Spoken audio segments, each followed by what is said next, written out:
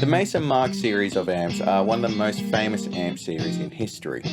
They are responsible for a wide range of legendary tones, from obviously Metallica on the Black Album and Master of Puppets, to Santana, to Keith Richards, to Izzy Stradlin, even David Gilmour used to use them on occasion. They've been used by an awful lot of very famous players from a very wide variety of genres. They kind of seem like this magical amp that can do pretty much anything. However, many people have discovered that the Mesa Mark Series amplifiers are one of the most notoriously difficult amplifiers to set up and dial in and get them sounding how we want them to sound. Many people have played one of these amps before and walked away not really understanding what the fuss is, and to be honest, I can see where they're coming from. It took me about a year before I really loved mine and sort of figured it out. So if you've ever played a Mesa Mark amp and you're sort of like, what's the deal? I get it. However, in the year of owning the amp, I kind of figured out what it does, what it likes to do, and what it's about. And long story short, you really have to approach these amps completely differently to how you approach any other amp. As per usual on the internet, there's also a lot of myths and misinformation about this amp, so I thought I'd put together a video that sort of explains my approach to the Mesa Mark series of amps.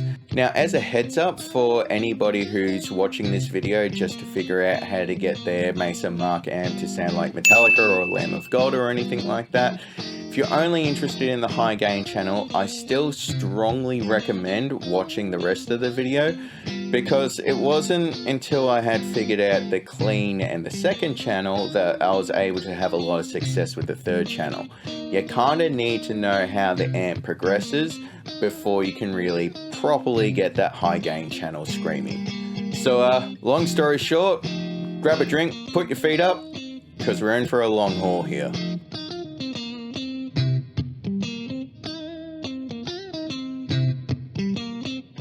So, as I said, to figure out what this amp does, it's best to sort of start off with the clean channel and move on from there.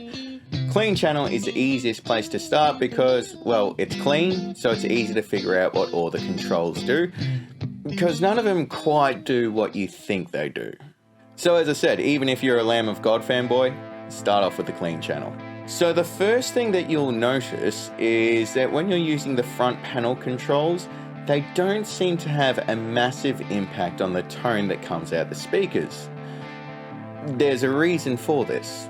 The reason why those EQ controls don't have a massive impact on your overall guitar sound, it's because that EQ is positioned before the gain. Now, what that means is that you aren't really EQing the amp, you're really kind of EQing your guitar instead of the amp. So when you're using the front panel controls, don't sort of sit there and think about like, okay, I want more treble from my amp. Instead, to get the most out of the front panel controls, you'll want to think, what do I want to emphasize in my guitar? That's what this EQ here on the front panel does. So that also means that when you're using the front panel controls, it's not a game where you break out the tweezers and like, oh, this knob here is great, but there it's wrong. Don't worry about that. Get dramatic with those front panel controls to really bring out the most of what you're looking for.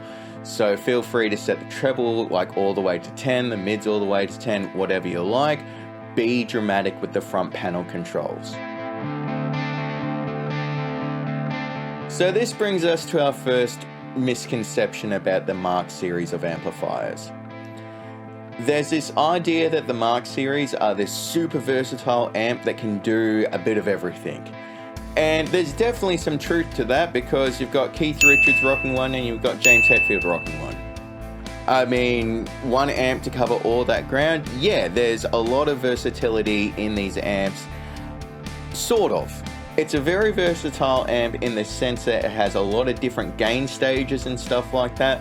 So it is appropriate to use in anything from super clean to super heavy metal stuff. That part is true. However, I wouldn't suggest that there's a huge variety of tones to be found in the amp. See, you don't actually get to tell this amp how it sounds. This is an incredibly fussy and judgmental amp. This amp will look at your entire signal chain, decide how it sounds, and it's up to you to find that sound. So rather than using the controls on the amp to make the amp sound like you want, instead you have to be okay with the noise that the amp is making and refine that sound rather than telling the amp how it sounds. Like with a Marshall and the tone stack on a Marshall, you can sort of listen to it and make some level of decision about the sound that comes out of it. Like you can listen to a Marshall and sort of decide, okay, I want more mids, and then when you turn up the mids, you get more mids. It's not really what happens with a Mark Series amp. And the hint is everything I just talked about for those front panel controls. Those front panel controls are pre-gain, so therefore they're EQing your guitar more than it's EQing the amp. You're not deciding how the amp sounds, you're deciding how your guitar sounds going into the amp. So the disadvantage of this is, as I said, you can't tell the amp how it sounds. The amp sounds how it sounds and you have to be cool with that, and you're kind of adjusting the settings to work with the noise the amp is making. The advantage is that the amp is going to sound like whatever you've plugged into it. So since this amp sounds like whatever it is that you're plugging into it, this is why Keith Richards sounds like Keith Richards when he's plugged into his Mesa, and why James Hetfield sounds like James Hetfield when he's plugged into his Mesa, and why Santana, you get the idea. Those players sound like those players when they're plugged into those Mesas because of everything else in the signal chain, because of their guitar, the music that they play, the way they play it, their technique. All of that really comes through clearly on a Mesa Mark Series amp. And this is why if you own a Mark Series amp, if you've just been copying somebody else's settings, you're probably finding it's not working really well. And the reason why is because those are probably great settings for that specific guitar, plugged into that cab, for that player, for those pickups, for those pedals, and so on and so forth. So unless you've got that person's exact signal chain, it's probably not going to sound great for you. So yeah, I wouldn't really say that this is a super versatile amp. I would say it's a really fussy amp that will sound like whatever you have plugged into it, for better or worse. But for some more practical advice about the front panel, my approach for the front panel is kind of the same on all three channels. Generally speaking, I push the mids as far as I possibly can, and I get as much mids as humanly possible out of the amp. And when things start sounding a bit pointy and a little bit harsh, that's when I back off the treble. And then if I need to, I'll back off the mids from there. Generally, I go for as little bass as humanly possible, so that way the bass player has some room to sound awesome. And yeah, again, as a general rule, I kind of try to avoid treble on this particular series of amp in particular, because if you're not careful, these amps can really sound pretty harsh and ice picky. So I try to focus on mids more than I focus on treble. Also, as a big heads up, the presence control on a Mesa Mark series of amps is really kind of a big deal. For most amps, but in particular the Mesa Mark series of amps, presence isn't just like extra treble. Presence instead is best thought of top end response from more of a dynamics perspective. This is why it's great to start with a clean channel. You'll find on the clean channel that if you crank the presence, your pick attack will jump out at you and stab you right in the eyeballs. But after your pick attack, it will sort of like back off a little bit and sort of mellow out. That's what presence does. It sort of adjusts how bright your pick attack is, more so than just adding extra treble. Now, the effect is that it is going to sort of add a bit of extra treble, because if you're adding brightness to your pick attack, well, every note starts with a pick attack. So yes, it is going to add brightness, but it's also good to sort of think of the presence control as a bit of a bloom control to sort of, yeah, how much life you have in your tone. So if you're after a super tight response, you probably want to back the presence control off However, me personally, I always like a really sort of like lively sound that bounces around a little bit.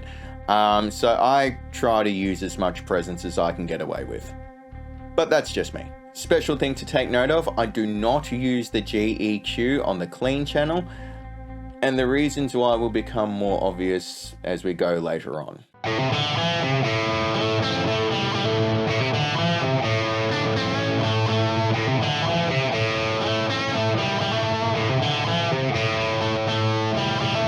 So the second channel.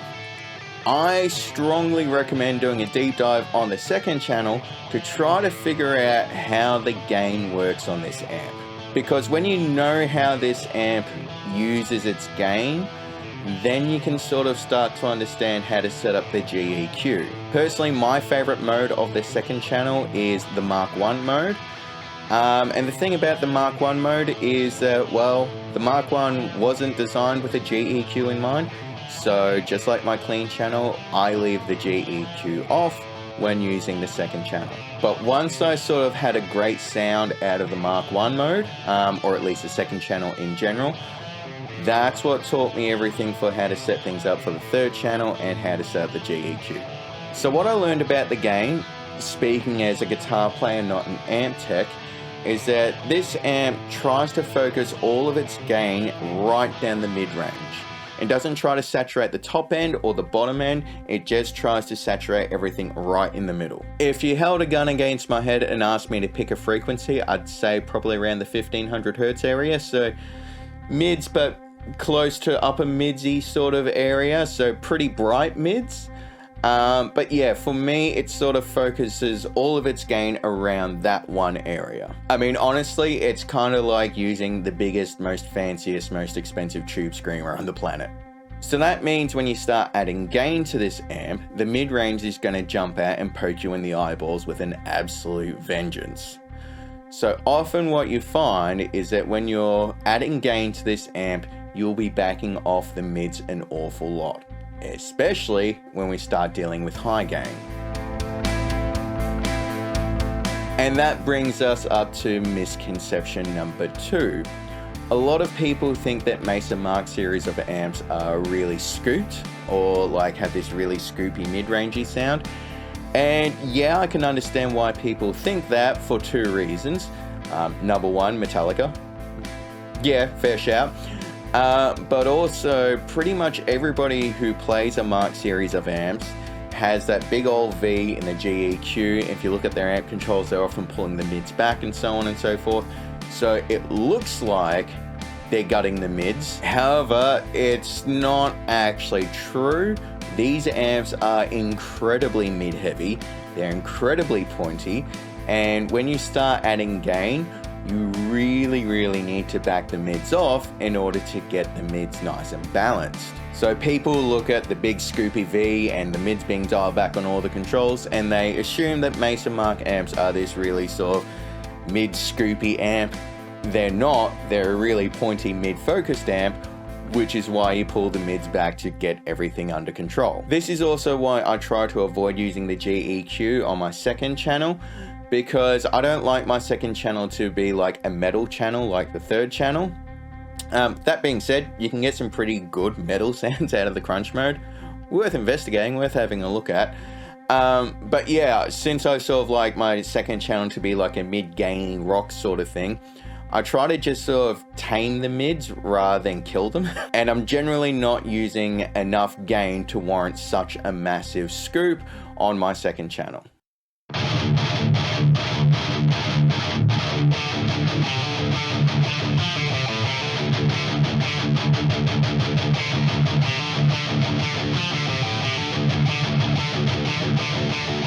So now we get up to the main event, the third channel. Let's be honest, the reason why most of us bought this amp in the first place. Oh, no, sorry, there's other reasons to buy this amp. It's not just rampant fanboyism on my behalf. No fanboyism whatsoever.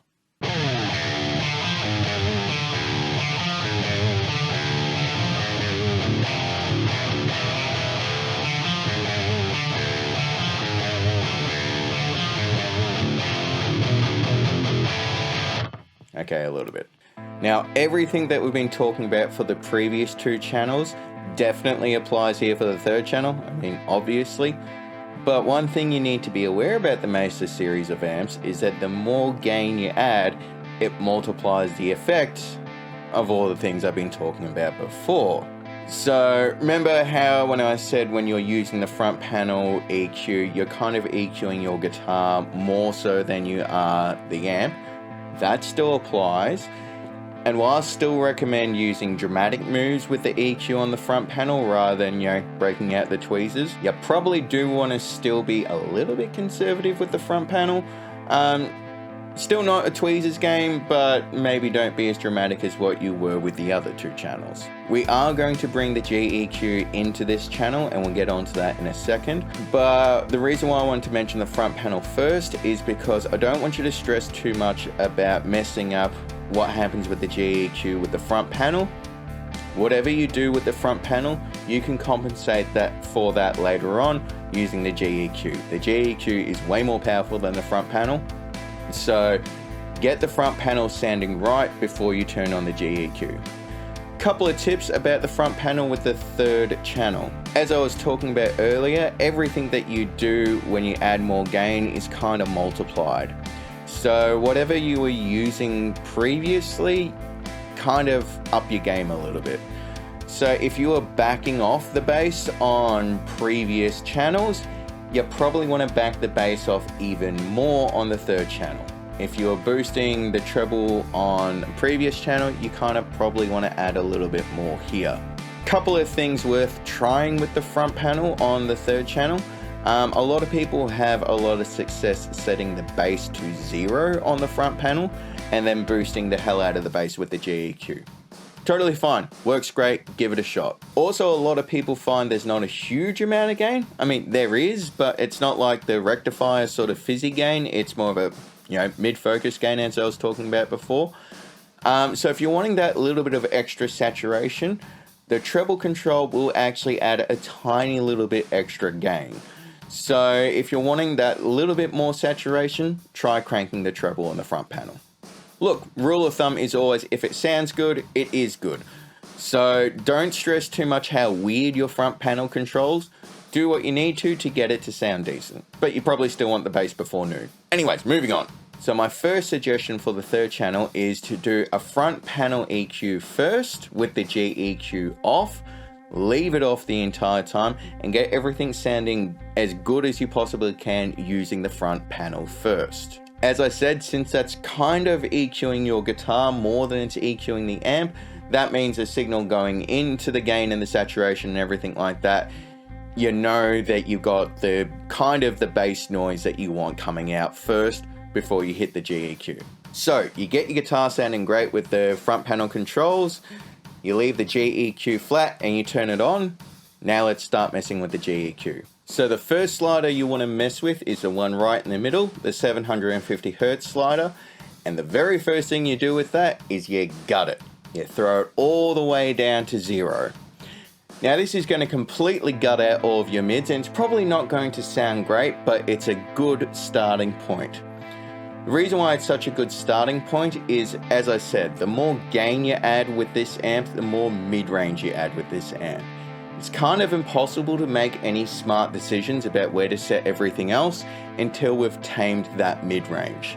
So the first thing you do, grab the 750 Hertz slider, slam it down to 0, and then break out the tweezers. The front panel EQ section, not a tweezer game.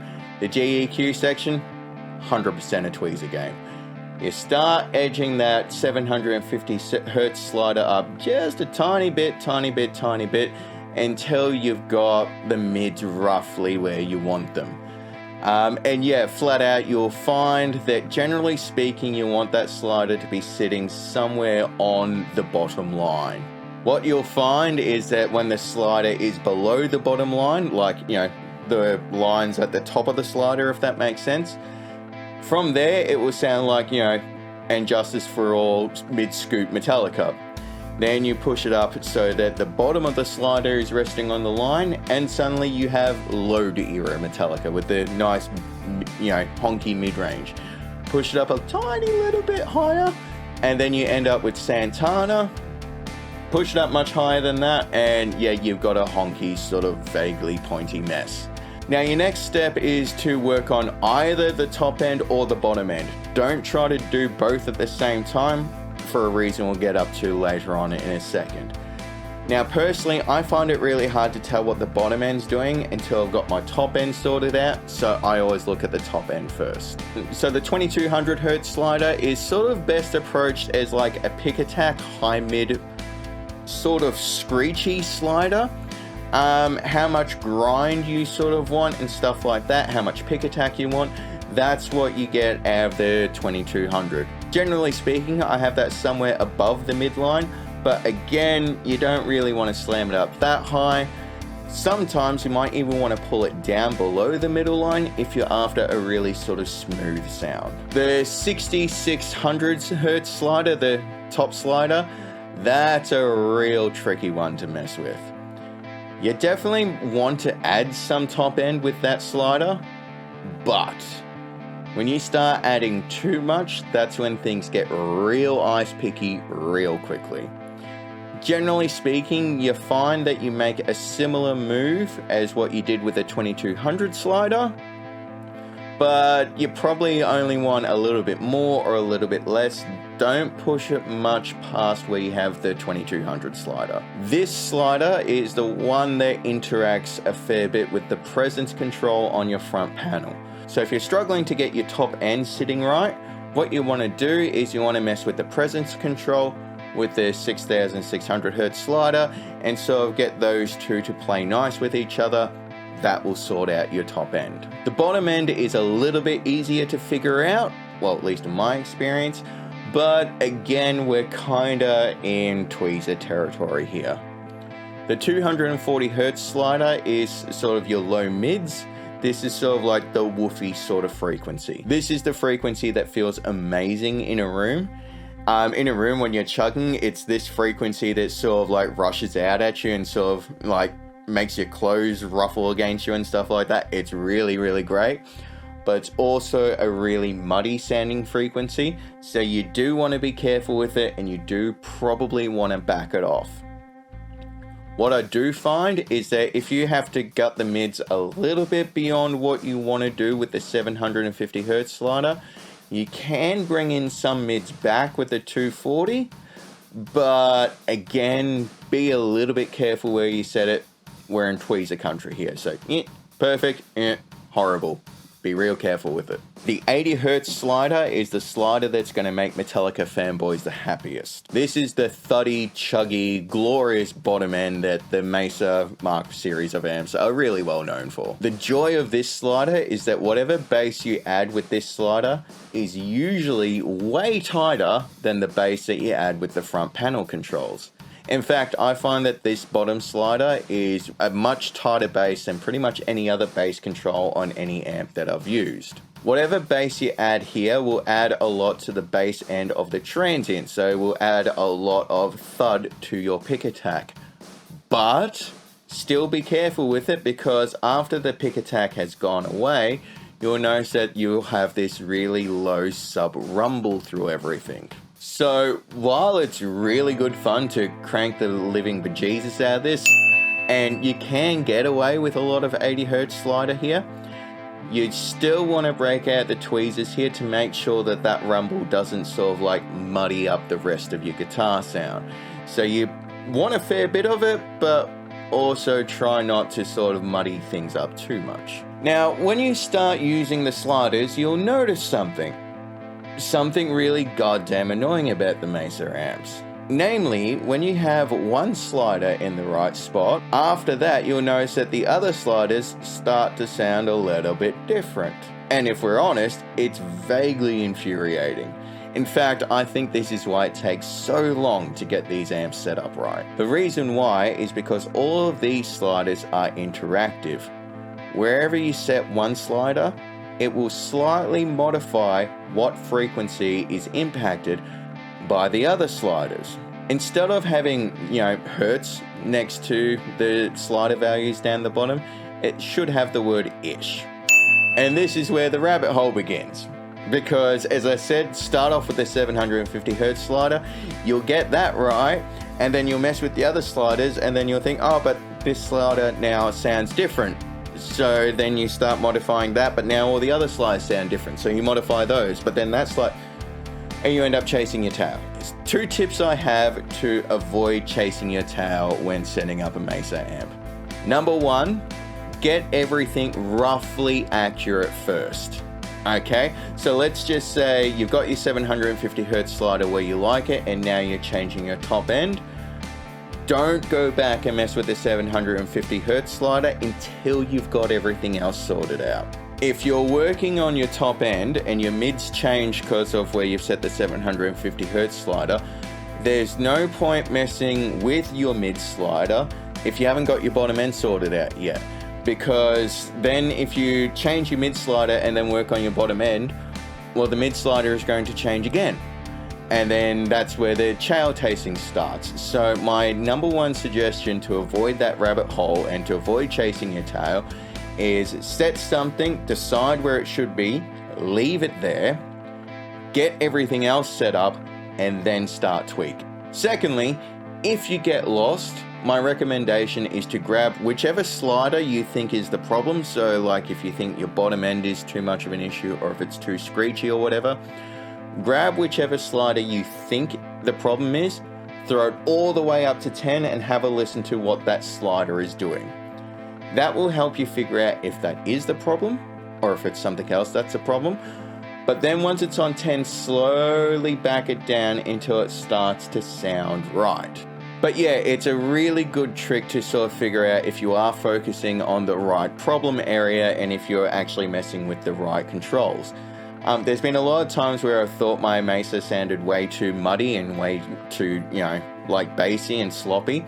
So I was messing with the 240 Hz slider, and then, as I said, I'd be confused why it's not getting better. So I throw the 240 Hz slider up to max, and I realized it wasn't that slider that was the issue, it was the 80 Hz slider that was the issue. So if you're ever sort of like in that rabbit hole-y area and you can't figure out where the issue is, leave all the sliders where they are, grab one, throw it up to 10, see if that's your issue, back it down, and it should help you sort of troubleshoot wherever your issues are with the amp. What have we learned about setting up a Mesa Mark Series amp? Number 1, the front panel controls aren't EQing the amp, they're EQing your guitar more than anything else.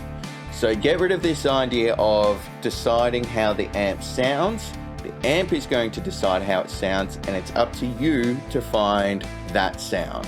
Number 2, using somebody else's settings is unlikely to be helpful with a Mesa Mark series of amps, because if they're running a completely different signal chain, that means their front panel controls are going to be different. If they're using a different cab to what you're doing, their GEQ is going to be completely different. It's a bit of a mess. Number 3, all of the gain is in the mid-range. That is why, even if you're somebody like me who loves having as much mids as possible, you're still gonna wanna gut the mid-range. Don't really go into this amp expecting it to be like this super scooped thing, because it isn't.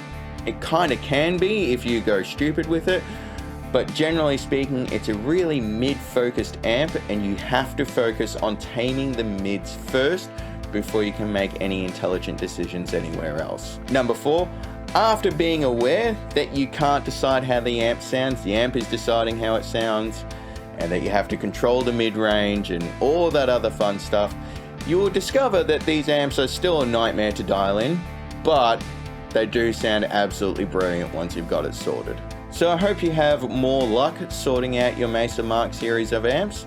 I hope it gives you joy. I hope you find the sounds that you're looking for. If you enjoyed this video, please feel free to like and subscribe. Also in the comments, please feel free to drop in your experiences of using a Mesa Mark series of amps, and any tips that you have. Hope you have a good day. Go make some noise.